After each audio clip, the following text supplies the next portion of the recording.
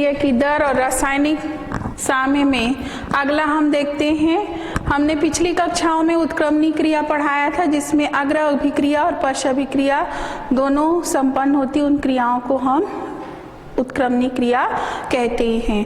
उत्क्रमणीय अभिक्रियाओं में ही साम्य अवस्था देखने को मिलता है। रासायनिक साम्य किसे कहते हैं? रासायनिक साम्य या साम्य अवस्था का मतलब होता है, मान लीजिए कोई क्रिया है ए बी,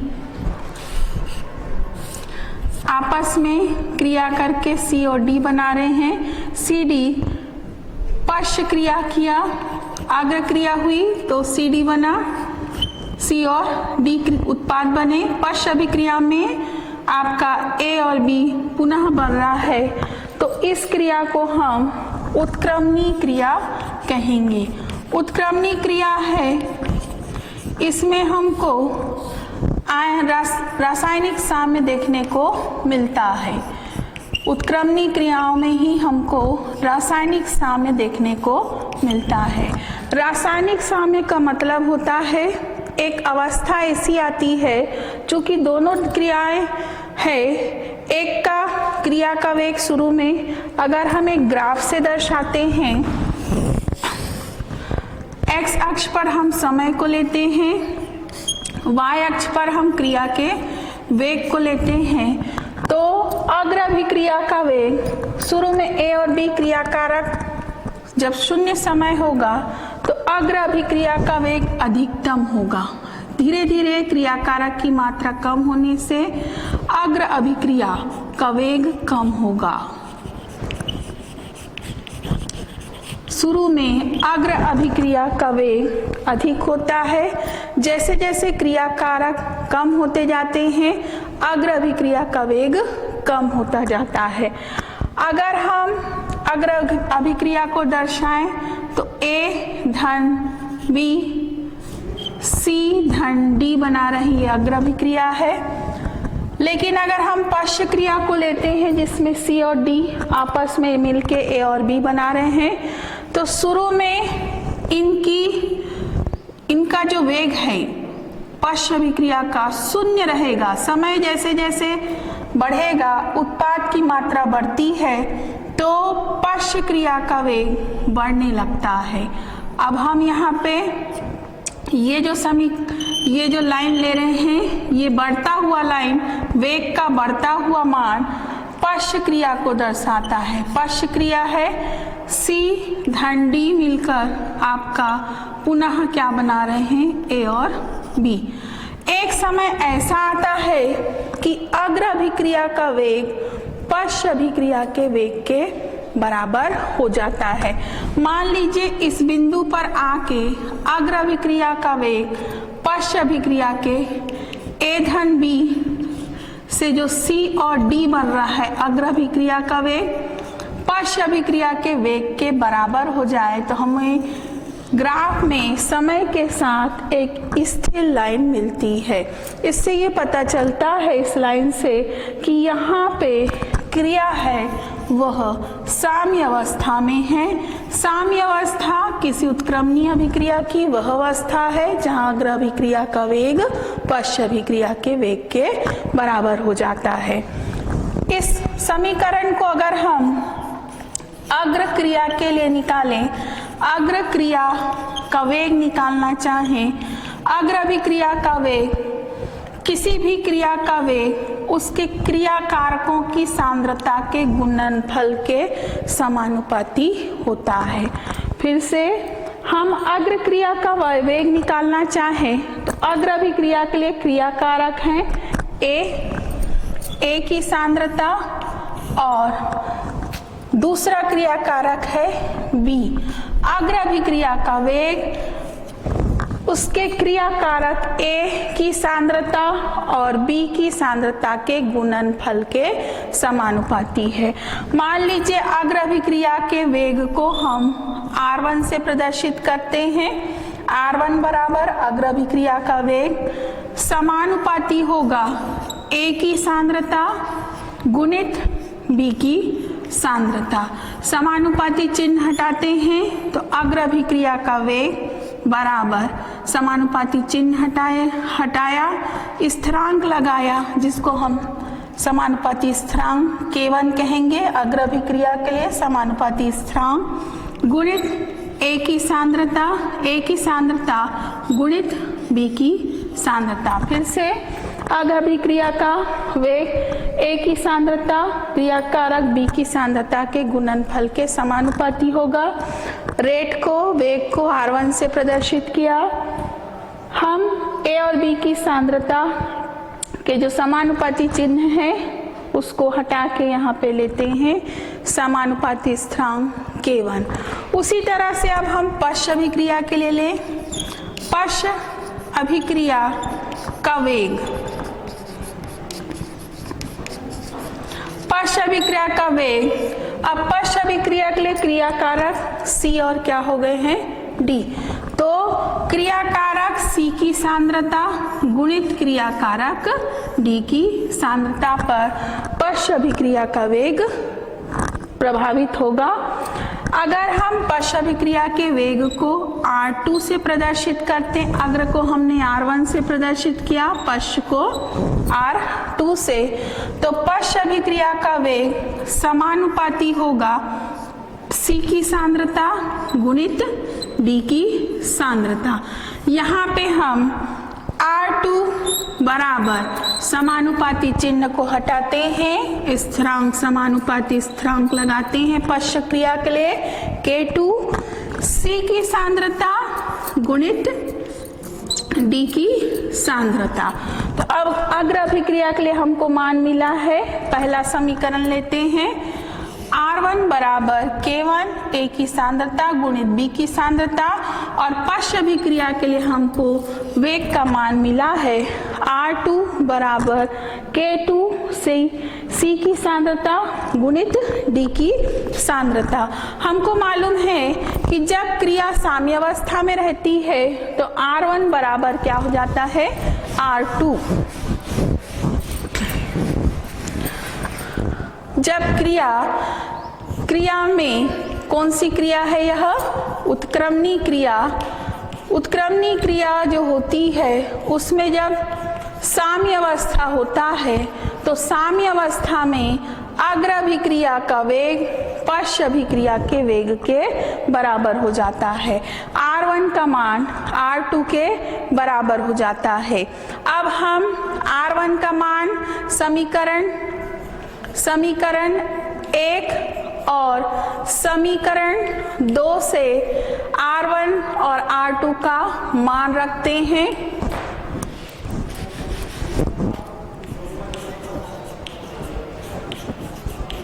मान रखने पर R1 का मान देखिए K1 A की सांद्रता गुणित B की सांद्रता, R2 का मान दिया है K2 C की सांद्रता गुणित D की सांद्रता। K1 और K2 जो साम्य स्थिरांक है उसको हम पक्ष को बदल देते हैं, K1 अपॉन K2 बराबर C की सांद्रता गुणित D की सांद्रता अपनी जगह पे है, C की सांद्रता का गुणनफल D की सांद्रता, AB जो गुणा में है K1 के साथ वो अपना पक्ष बदल देंगे, भाग में आ जाएंगे, क्रिया बदलने के बाद भाग हो गया, A की सांद्रता गुणित B की सांद्रता। इस तरह से हमको एक नया मान मिला है K1 बटे K2 बराबर C की सांद्रता गुणित D की सांद्रता बटे A की सांद्रता गुणित B की सांद्रता। यहाँ पे हम K1 बटे K2 को कैपिटल K से प्रदर्शित करते हैं जिसको हम साम्य अवस्था स्थिरांक कहते हैं। कैपिटल K का मतलब होता है साम्य अवस्था स्थिरांक। इस मान को यहाँ तीसरे समीकरण में रखते हैं तो K1 बटे K2 की जगह हो गया K साम्य स्थिरांक बराबर C की सांद्रता गुणित D की सांद्रता बटे A की सांद्रता गुणित B की सांद्रता। इस तरह से हम उत्क्रमणी क्रियाओं के लिए साम्य स्थिरांक की गणना कर सकते हैं। इस मान से हम C और D जो उत्पाद थे उनकी सांद्रताओं के गुणनफल बटे क्रिया कारक की सांद्रताओं के गुणनफल के अनुपात को हम उसके साम्यावस्था स्थिरांक कहते हैं। साम्यावस्था स्थिरांक या K का मान है, यह आपके क्रिया कारक या उत्पाद की सांद्रता पर डिपेंड नहीं करता है, निर्भर नहीं करता है।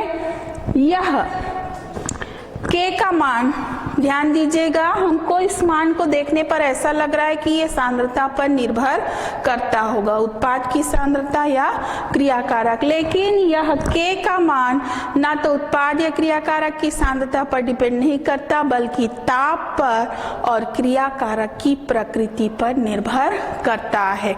फिर से K का मान किस पर डिपेंड करता है, किस पर निर्भर करता है? ताप पर और क्रिया कारक की प्रकृति पर। अगला दिया है आपकी बुक में रासायनिक साम्य के प्रमुख लक्षण क्या क्या हैं। सबसे पहले हमने देखा कि जब भी रासायनिक साम्य की बात होती है तो अभिक्रियाएं कैसी होती है? उत्क्रमणी। अनुत्क्रमणी क्रियाओं में हमको किसी तरह से साम्य अवस्था देखने को नहीं मिलता है। दूसरा पॉइंट हमने देखा कि जब क्रिया हुई, रासायनिक उत्क्रमणी अभिक्रिया हुई, तो दोनों दिशाओं में क्रियाएं होती है। अग्र अभिक्रिया भी होते रहती है और पश्च अभिक्रिया। अग्र अभिक्रिया भी कभी भी पूर्णता को प्राप्त नहीं कर रही है और ना ही पश्च अभिक्रिया पूर्णता को प्राप्त कर रही है। साम्य अवस्था में हमको एक ऐसी अवस्था देखने को मिलती है कि दोनों का सांद्रता, किसका किसका? क्रिया कारक का और उत्पाद का सांद्रता एक निश्चित हो जाते हैं। क्रियाएं दोनों ही डायरेक्शन में, दोनों ही दिशाओं में बराबर वेग से चलती रहती। जैसे आपको एक उदाहरण देती हूँ, मैं बाल्टी में पानी ली हूँ, एक तरफ मैंने एक ऐसा पंप लगाया है जिसमें से पानी निकाल रही हूँ और एक तरफ ऐसा पंप लगाया है जो उतनी ही मात्रा में क्या करता है, उतना पानी को डालता है। क्रियाएं दोनों हो रही है, एक तरफ निकल रहा है, दूसरी तरफ डल रहा है, दो क्रियाएं हो रही है, लेकिन बाल्टी के पानी का लेवल उतना ही रहेगा। वैसे ही इस रासायनिक साम्य में आपको देखने पर ऐसा लगेगा कि क्रिया हो ही नहीं रही है, लेकिन दोनों डायरेक्शन में क्रियाएं बराबर वेग से चलती रहती है। तो यही रासायनिक साम्य की प्रमुख विशेषताएं हैं। रासायनिक साम्य है, इसको हम परिवर्तित कर सकते हैं। अगर हम ताप को परिवर्तित कर दे, क्रिया में दाब को परिवर्तित कर दे या किसी भी एक क्रिया कारक की सांद्रता को या उत्पाद की सांद्रता को परिवर्तित कर दे, रासायनिक साम्य अपने आप परिवर्तित हो जाता है।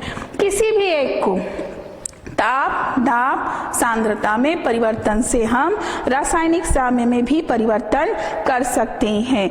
उत्प्रेरक की उपस्थिति जो होती है वो रासायनिक साम्य में कोई भी परिवर्तन नहीं करती है, क्योंकि उत्प्रेरक केवल क्रिया के वेग को परिवर्तित करते हैं, साम्य को प्रभावित नहीं करते। और इस अवस्था में याद रखिएगा, निकाय की जो ऊर्जा होती है, जिसमें क्रिया हो रही है, उसकी ऊर्जा सबसे न्यूनतम होती है। अगला हम लेते हैं रासायनिक साम्य की गतिक प्रवृत्ति।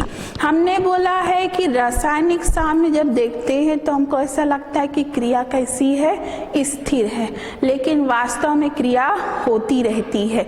दोनों डायरेक्शन में होता, अग्र और पश्च बराबर वेग से होता है।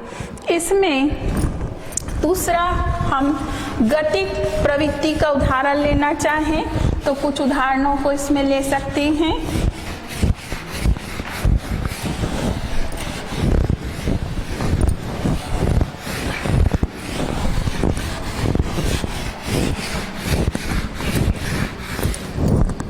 पहला लेते हैं फेरिक क्लोराइड को हमने लिया। फेरिक क्लोराइड, इसमें हमने अमोनियम थायोसाइनेट को डाला।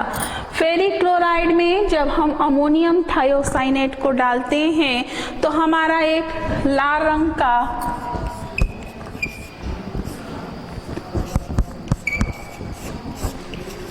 विलयन प्राप्त होता है। फिर से देख लीजिए, जब हम फेरिक क्लोराइड में अमोनियम थायोसाइनेट के विलयन को डालते हैं तो फेरिक थायोसाइनेट का लाल रंग का एक विलयन मिलता है। कौन से रंग का? लाल रंग का। और हमको बचा क्या क्या?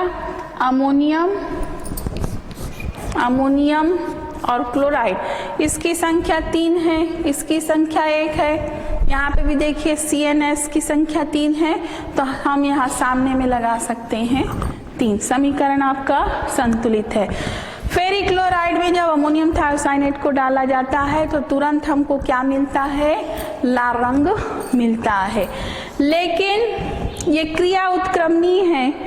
अगर हम बाहर से अमोनियम क्लोराइड को मिला दें, क्या मिला दें उसमें? थोड़ा सा अमोनियम क्लोराइड, तो क्या होता है? लाल रंग पूरा गायब हो जाता है। इसका कारण क्या था? शुरू में अग्र अभिक्रिया हुई तो फेरिक थायोसाइनाइड बनने के कारण हमको कैसा रंग दिख रहा है? लाल रंग। लेकिन जैसे ही हमने अमोनियम क्लोराइड को मिलाया तो इधर की सांद्रता बढ़ गई, क्रियाकारक इधर के बढ़ गए, तो क्रिया का वेग किधर खसक गया? गति किधर चले गई? पश्चिम दिशा में, और विलयन कैसा हो गया? रंगहीन हो गया। तो हमने एक उदाहरण देखा कि हम उत्पाद की सांद्रता को परिवर्तित किए थे, तो क्रियाकारक की सांद्रता जो है उसको हम परिवर्तित कर रहे हैं।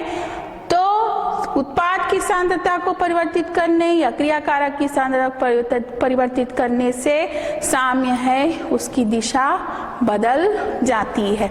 उल्टा फिर से मैं उदाहरण लूं, अगर मैं इसके अमोनियम थायोसाइनेट की मात्रा को बढ़ा दूं तो पुनः विलयन कैसा हो जाएगा? लाल हो जाएगा। कहने का मतलब हम किसी की सांद्रता को परिवर्तित करके साम्य को क्या कर सकते हैं? अग्र दिशा में या पश्चिम दिशा में ले जा सकते हैं। अगला एक उदाहरण आपके पुस्तक में दिया है, जिसमें हम एक उदाहरण लिए हैं कि जैसे कैडमियम क्लोराइड को लिया हमने। कैडमियम क्लोराइड है, इसमें हम हाइड्रोजन सल्फाइड गैस को भेजते हैं। जब हाइड्रोजन सल्फाइड गैस को भेजते हैं तो यहाँ पे पहला मिलता है कैडमियम सल्फाइड का पीला अवक्षेप। क्या मिलता है हमको? Cadmium sulphide. क्या बोला मैंने? ड, सल्फाइड का पीला अवक्षेप, और हमको मिलता है HCl। फिर से देख लीजिए, कैडमियम क्लोराइड में जब हाइड्रोजन सल्फाइड गैस को भेजा जाता है तो कैडमियम सल्फाइड का पीला अवक्षेप हमको देखने को मिलता है। लेकिन अगर हम विलयन में थोड़ा सा HCl मिला दें, ये क्रिया दोनों डायरेक्शन में होता है। जैसे ही हम विलयन में क्या डाल रहे हैं? HCl, हाइड्रोक्लोरिक अम्ल डालते हैं, तो पीला अवक्षेप पुनः क्या हो जाता है? गायब हो जाता है, क्योंकि क्रिया फिर से कौन से दिशा में चले गई है?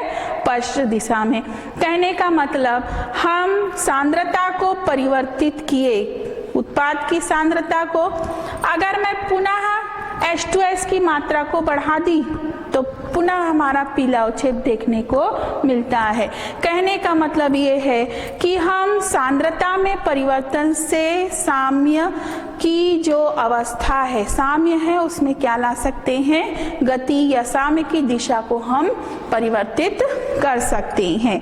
इसमें अगला लेते हैं, अभी तक हमने जो पढ़ा है यह आयनिक रासायनिक साम्य की बात हुई है। अगला हम लेते हैं आयनिक साम्य।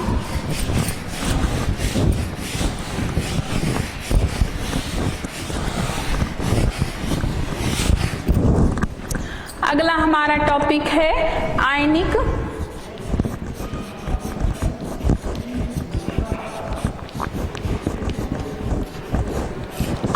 साम्य। अभी तक हमने रासायनिक साम्य से ये कहा, जब क्रियाकारक उत्पाद बनाए और उत्क्रमणीय क्रिया हुई तो अग्र अभिक्रिया का वेग जब पश्च अभिक्रिया के वेग के बराबर किसी रासायनिक क्रिया में होता है तो उसको हम क्या कहते हैं? रासायनिक साम्य। जहां आयनिक साम्य की बात होती है तो ये आप याद रखेंगे, जब कोई आयनिक पदार्थ अपने आयनों के साथ साम्य अवस्था में रहता है तो उसे हम क्या कहते हैं? आयनिक साम्य। उदाहरण के लिए आयनिक साम्य के लिए मान लीजिए हमने एक आयनिक यौगिक को लिया है, सोडियम क्लोराइड को। सोडियम क्लोराइड एक आयनिक यौगिक है। सोडियम जब वियोजित होता है, सोडियम जब वियोजित होता है तो वियोजन के बाद वह दो आयन देता है। पहला सोडियम धन आयन और दूसरा देता है क्लोराइड। मैंने क्लोरीन नहीं कहा, ध्यान देंगे आप। मैंने क्या कहा है इसे? पहले को बोला सोडियम आयन, दूसरे को मैंने कहा है क्लोराइड आयन।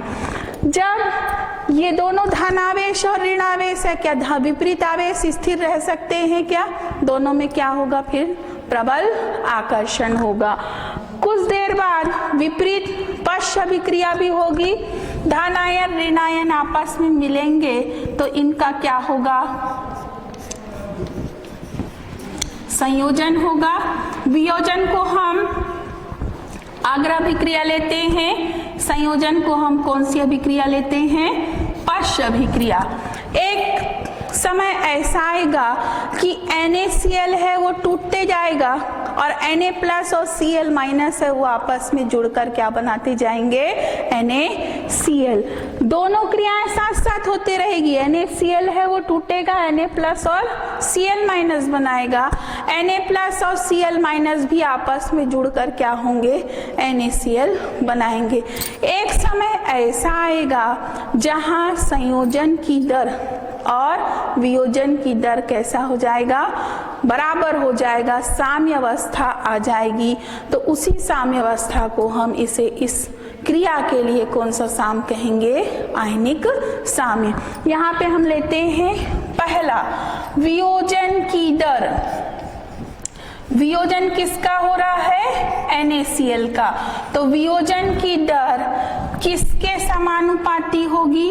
NaCl की सांद्रता के समानुपाती। फिर से अग्र अभिक्रिया वियोजन की दर NaCl के सांद्रता के समानुपाती होगा। अगर वियोजन की दर को हम R1 से प्रदर्शित करते हैं, समानुपाती क्या हो जाएगा आपका? NaCl की सांद्रता।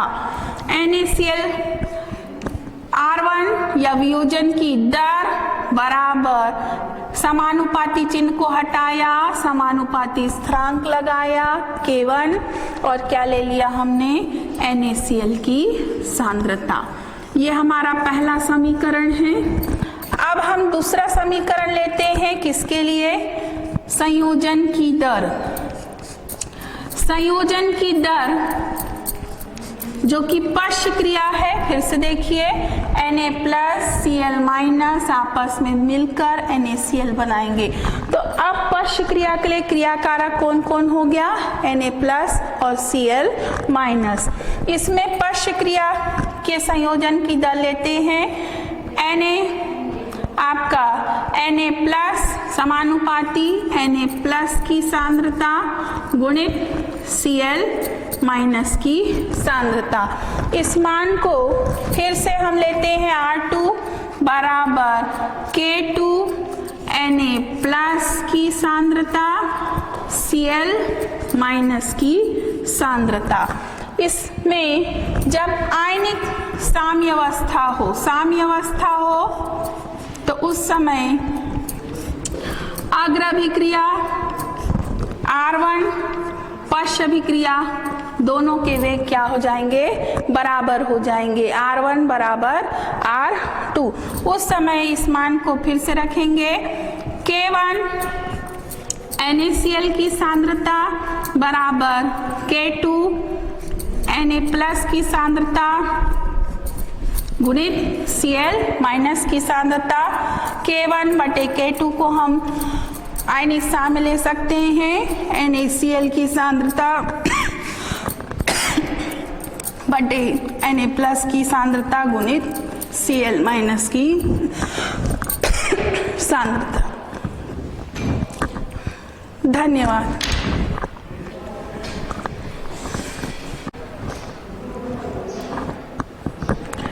आयनिक साम्य, इसमें हमने एक उदाहरण देखा, NaCl टूटा Na+ और Cl- में।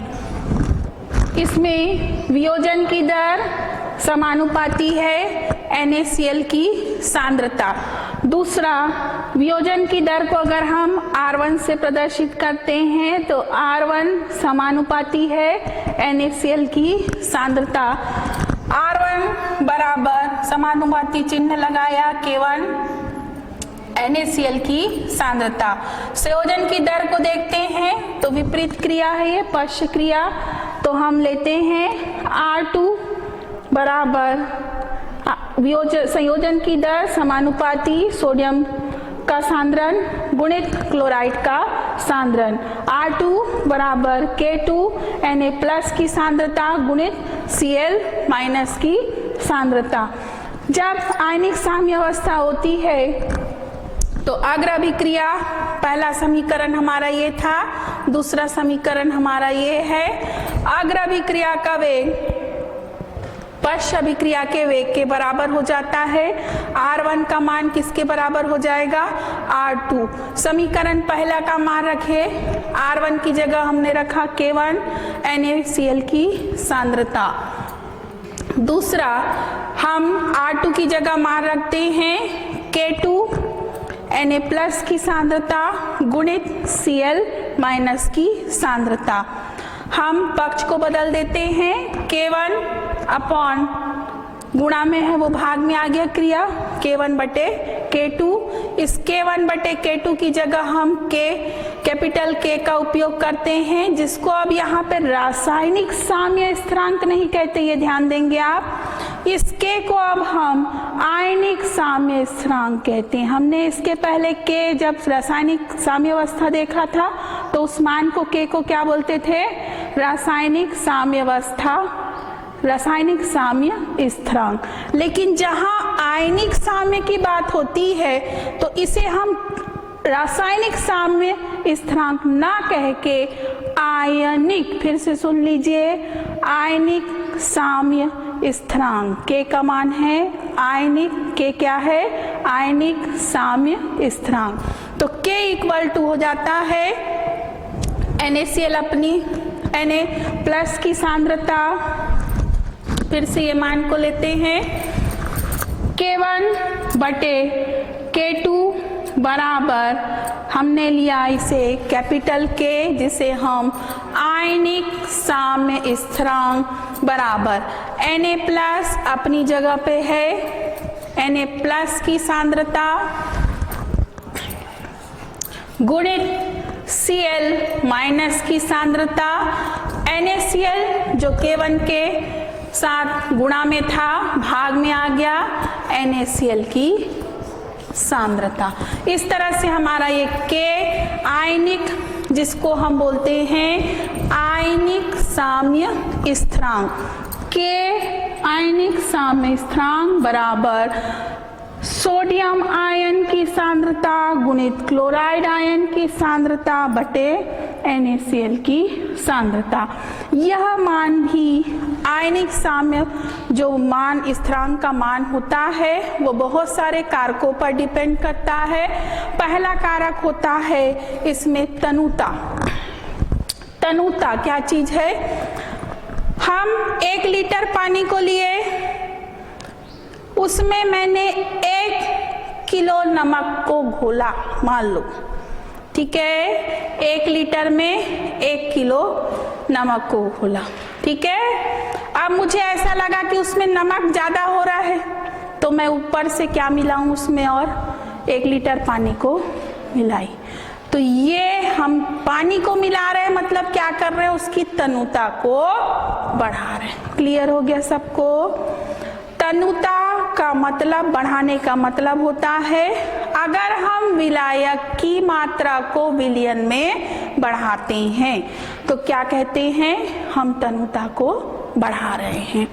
जब हम तनुता को बढ़ाते हैं तो याद रखिएगा, पहले NaCl था यौगिक, NaCl अपने आप Na+ और Cl- में टूटता था। लेकिन जैसे ही हम तनुता को बढ़ाते हैं तो Cl में Na+ और Cl के बीच में जल के अणु आ जाते हैं, मतलब वियोजन की मात्रा बढ़ जाती है। फिर से सुनिए, अगर हम तनुता को बढ़ाते हैं, विलायक की मात्रा को बढ़ाते हैं, तो वियोजन की मात्रा भी बढ़ती है, क्योंकि विलायक के अणु विलेय के बीच में आ जाते हैं। विलायक का मतलब जो घोलता है उसको विलायक कहते हैं, और जो घुलता है उसे हम क्या कहते हैं, विलेय। क्लियर है? तो आयनिक यौगिक के वियोजन को कौन बढ़ाता है? तनुता। तनुता बढ़ाने से वियोजन की मात्रा भी बढ़ती है। दूसरा पॉइंट होता है आयनिक यौगिक की स्वयं की प्रवृत्ति या प्रकृति। आयनिक यौगिक दो तरह के होते हैं, याद रखिएगा, प्रबल विद्युत अपघट्य और दुर्बल विद्युत अपघट्य।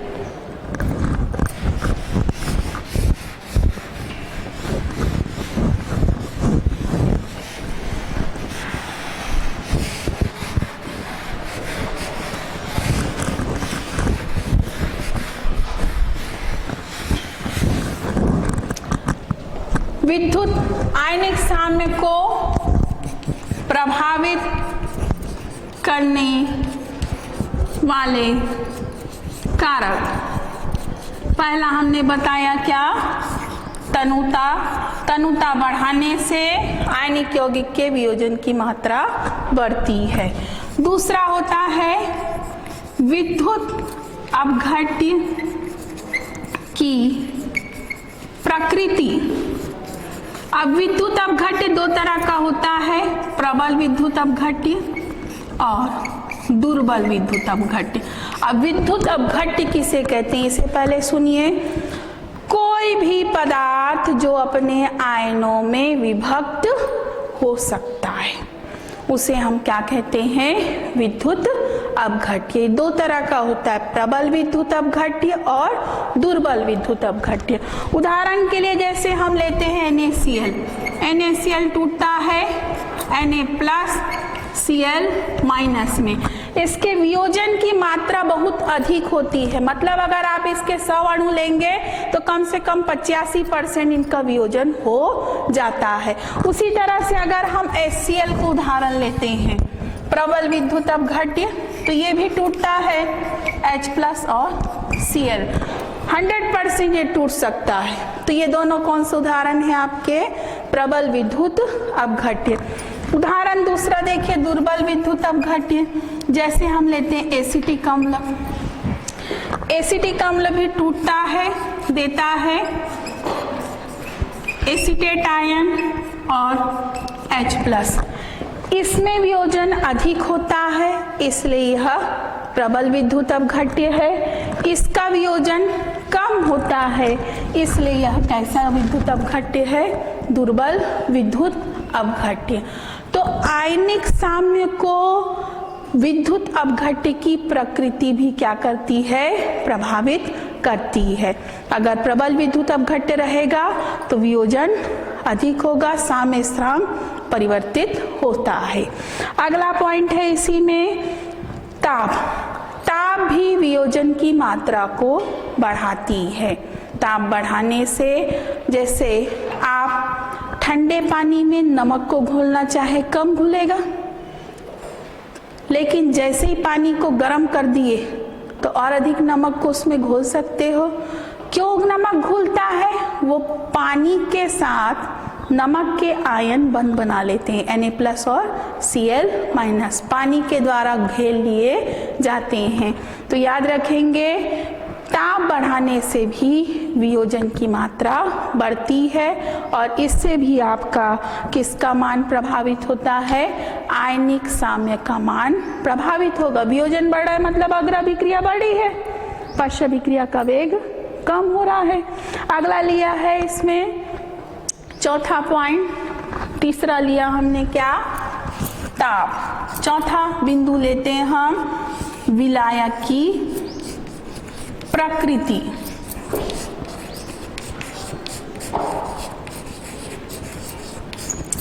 विलायक की प्रकृति भी आयनिक साम्य को प्रभावित करती। विलायक हम किसको बोलते हैं? जो दूसरे को अपने में क्या कर लेता है, दूसरे पदार्थों को अपने में घोलने की क्षमता रखता है। विलायक में एक और क्षमता होती है, जब हम विलेय को उसमें डालते हैं तो विलेय के बीच के बंधन को वह तोड़ता है और स्वयं उसके साथ क्या करता है, बंध बनाता है। एक विलायक में वह क्षमता जिससे वह विलेय के बंधों को तोड़ती है, वह विलायक का एक मान देती है, जिसको हम विलायक का परावैद्युतांक या डाइलेक्ट्रिक मान, कांस्टेंट मान कहते हैं। सबसे ज़्यादा पानी का डाइलेक्ट्रिक कांस्टेंट रहता है, इसका मान 80 है। कहने का मतलब पानी जैसा अगर विलायक हम आयनिक यौगिक के लिए उपयोग करेंगे, चूंकि इसका आयन डाइलेक्ट्रिक कांस्टेंट या परावैद्युतांक का मान सबसे अधिक है, इसलिए इसके घोलने की क्षमता यानी वियोजित करने की क्षमता अधिक होगी और यह मान भी क्या करेगा, आपके आयनिक साम्य को प्रभावित करता है। इस तरह हमने देखा कि आयनिक साम्य किसी विद्युत अवघट्य और उसके आयनों के बीच का साम्य है, जहाँ पे उसके अग्र और पश्च वियोजन की दर और संयोजन की दर कैसी हो जाती है, साम्य अवस्था में आ जाती है और इसके लिए हम आयनन स्थिरांक के मान से इनकी गणना भी कर सकते हैं। अगला हमारा है अम्ल एवं क्षार। अगला टॉपिक है हमारा अम्ल एवं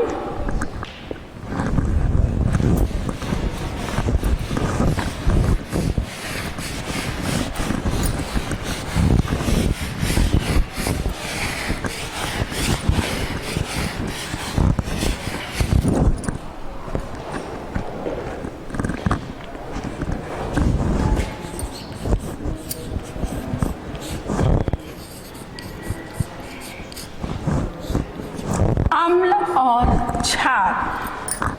हमारे जितने भी पदार्थ हैं, पदार्थों की हमने बात की थी, वो पदार्थ 3 तरह के हैं हमारे अवस्था के आधार पर, ठोस, द्रव और गैस।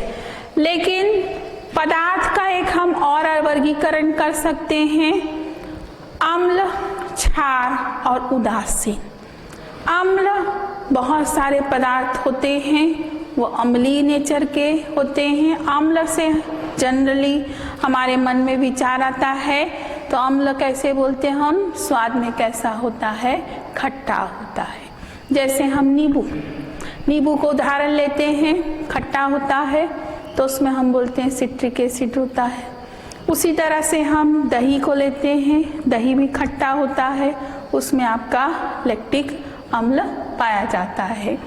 तो अम्ल का अगर हम सोचते हैं तो पहले जो वैज्ञानिक थे उन्होंने परिभाषा ऐसे दी थी, जो स्वाद में क्या होते हैं, खट्टे होते हैं, उसको हम क्या कहते हैं, अम्ल कहते हैं। और जो क्षार में चिकने, जैसे आप सोडा को प्लेन खाएंगे तो चिकनाई युक्त होगा, या आपका कड़वा आपके चिकने, उसको हम क्या कहते हैं, क्षार कहते हैं। उदाहरण के लिए जैसे हम अम्ल लेते हैं, जैसे नींबू में लिया, सोडा, खाने का सोडा जो होता है या कपड़ा धोने का जो सोडा होता है, उसका गुण कैसा होता है, क्षारीय होता है। इन दोनों के आधार पर एक और वर्ग होता है जो ना अम्ल होता है और ना ही क्या होता है, क्षार होता है, जिसे हम क्या कहते हैं, उदासीन। उदासीन का मतलब होता है ना तो यह अम्लीय होता है और ना ही यह क्षारीय गुण को प्रदर्शित करता है। जैसे पानी, शुद्ध पानी जो होता है आपका, वह कैसा होता है, उदासीन होता है, ना वह अम्लीय होता है और ना ही क्षारीय। उसका pH मान होता है वह 7 होता है। इसी तरह से अम्ल और क्षार की और बहुत सारी परिभाषाएं दी हैं। जो अम्ल होता है वह नीले लिटमस को क्या करता है, लाल करता है। नीला रंग का एक लिटमस पेपर होता है, उस लिटमस पेपर में अगर आप किसी अम्ल को डुबाएंगे, अम्ल में उसको डुबाएंगे तो वो नीला लिटमस पेपर कैसे हो जाता है, लाल रंग का हो जाता है। अगर हमको क्षार को पहचानना है तो हम लाल रंग के लिटमस पेपर को डालेंगे तो वह कैसा रंग का हो जाएगा, नीला रंग का हो जाता है। आप अपने दैनिक जीवन में अपने आसपास कई तरह के अम्ल क्षार देखते हैं। जैसे आप इमली का रस लेते हैं, वह भी क्या है, अम्ल है। सिरका जिसको हम विनेगर कहते हैं, वह भी क्या है, एसिटिक अम्ल होता है।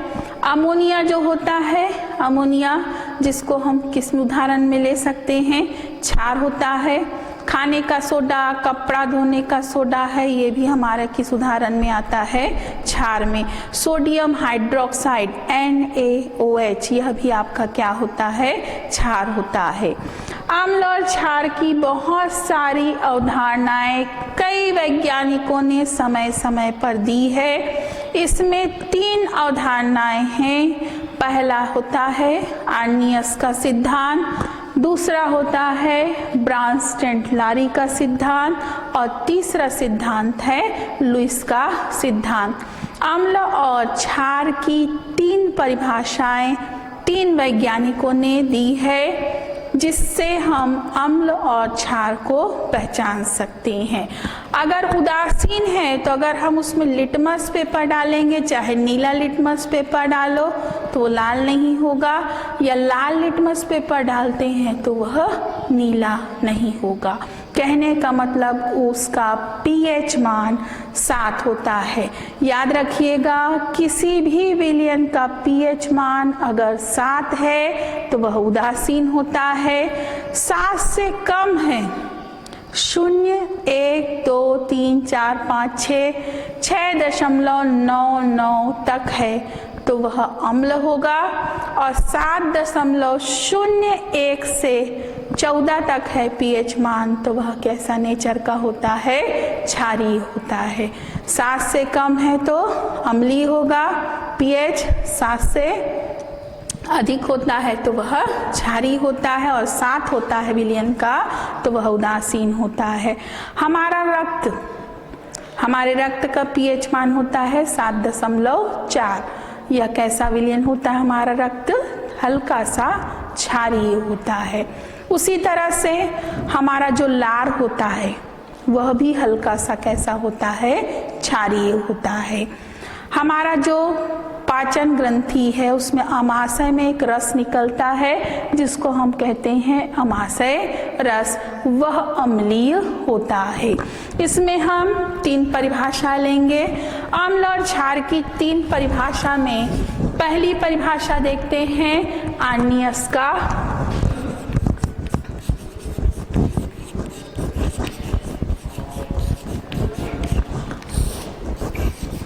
आर्नियस का सिद्धांत अम्ल और क्षार के लिए। आर्नियस ने कहा अम्ल क्या है। आर्नियस के अनुसार वे पदार्थ जो जलीय विलयन में हाइड्रोजन आयन देते हैं। क्या कहा, वे पदार्थ जो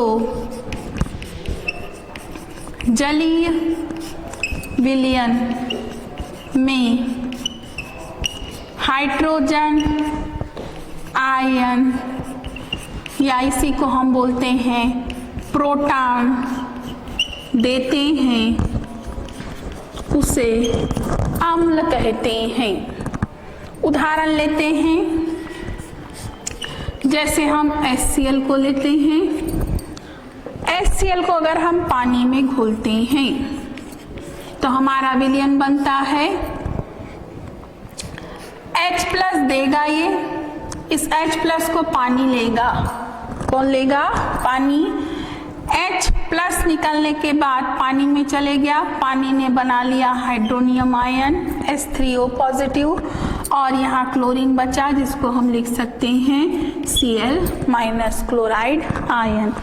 इस HCl ने H+ पानी को दिया, इसलिए यह क्या है, Cl अम्ल है। उसी तरह से एक और उदाहरण अम्ल का ले सकते हैं। हमने लिया एसिडिक अम्ल।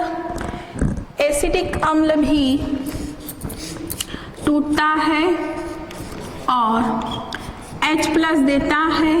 इस H+ को अगर पानी ले ले तो वह भी हाइड्रोनियम आयन बनाता है। तो ये दोनों उदाहरण, पहला हमारा हाइड्रोक्लोरिक अम्ल है और दूसरा अम्ल हमारा क्या है, एसिडिक अम्ल। दोनों कौन से आयन देते हैं, H+ या हाइड्रोजन आयन देते हैं, प्रोटॉन देते हैं, इसलिए यह क्या है, अम्ल है। दूसरा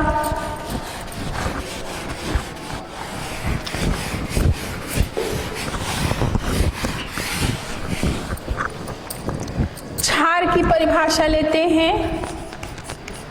क्षार किसे कहते हैं, तो क्षार का परिभाषा लेते हैं तो हम बोले वे पदार्थ तो जो जलीय विलयन में, वे पदार्थ जो जलीय विलयन में hydroxyl ion OH- ion, hydroxyl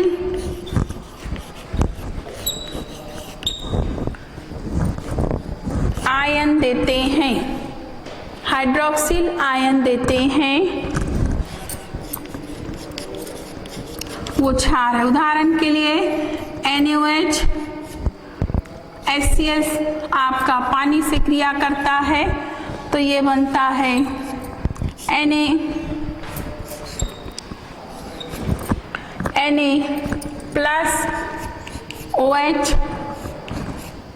Na+OH- और जल। इस तरह से ये OH- देता है Na+, इसलिए यह क्या है, यह आपका क्षार है। अन्य उदाहरण और ले सकते हैं आप, KOH, यह टूटता है K+ और OH- में। तो इस तरह से हम कह सकते हैं जो हाइड्रोक्सिल आयन देते हैं वह क्या है, क्षार है, और जो हाइड्रोजन आयन H+ देते हैं वो आर्नियस के अनुसार क्या है, अम्ल है। अम्ल और क्षार की आगे और बहुत सारी परिभाषाएं हैं जिसको हम अगले क्लास में अध्ययन करेंगे। धन्यवाद।